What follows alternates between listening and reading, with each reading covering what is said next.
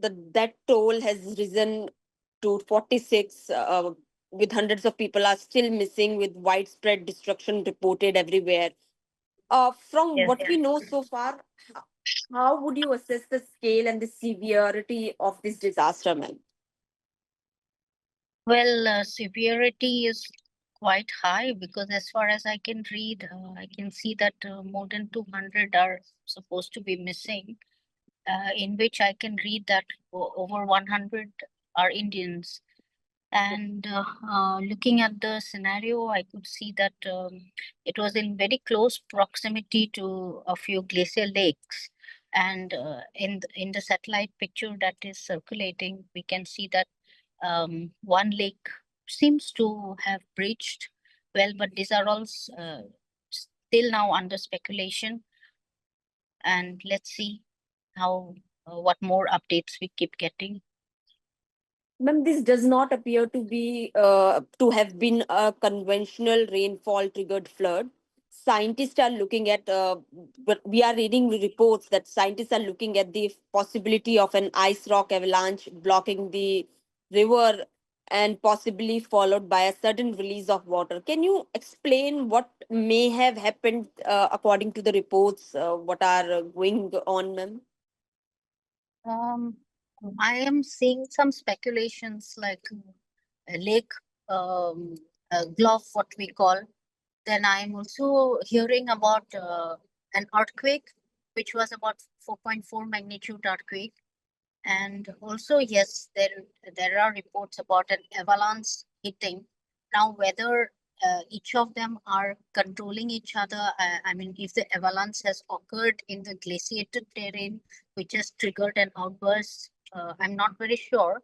But also, I could see that there was hardly any rainfall, about 6 millimeter, which was measured. But then again, if you remember the Tharali incident, there Mhm. was hardly any rain in the valleys. There was about 8 millimeter in Harsil, but there was very, very heavy rainfall in elevations above, where there were no instruments recording rainfall. So, right now, I think we can only speculate things and not conclude much, but these are the things that are going on. The speculation about whether there was an earthquake, because a 4.4 magnitude earthquake is being reported, and whether there is a glacial lake which has burst. And Mhm. of course, it was in very close proximity to a few glacial lakes. And Mhm. if you saw the satellite data, it does show that one lake appears to have burst, and Mhm. also an avalanche. Yes, ma'am. Ma'am, with all these speculation, I want to understand from you what evidence would scientists need to establish the link, if there is any. Um, I feel that if it's a glove event, or if Hmm. it's a cascading disaster with a glove event triggering it, so we need to understand how we become more aware and more ready, prepared for understanding which are our glacial lakes, which we need to now start monitoring, and we try to start assessing which can pose risk for maybe Uttarakhand and Himachal and Kashmir as well. But Mhm. definitely Uttarakhand, because I think the climate change scenario is demanding that we become more prepared now, especially in the context of glacial lakes. Hmm. Ma'am, I want to understand from you.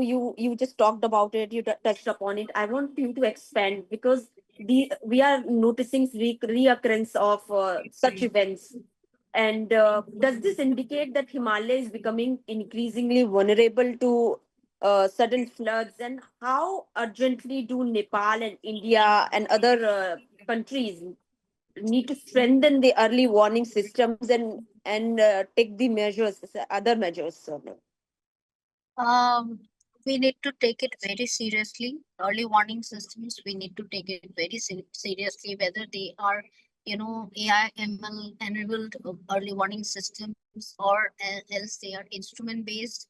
And I think, as you know, that there is a report by the Ministry of Earth Sciences in which I think that was a 2022 report, in which um, the report states that yes, there is warming happening all over, but more warming is happening over the Himalayas. That means the Himalayas are warming more than the rest of the the country.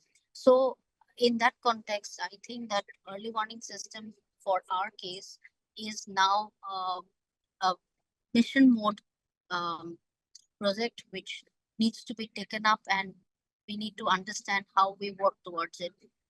And I am right now in Norway, in fact, and it is a project between India and Norway, in which we are trying to understand how we can develop partnership regarding early warning systems. And I am surprised here at how seriously they take when even one house is at risk, and how they are considering establishing early warning systems, be it avalanches, be it debris flow. And so I think there is a lot that we need to learn in terms of technology, in terms of even science, and also disaster management.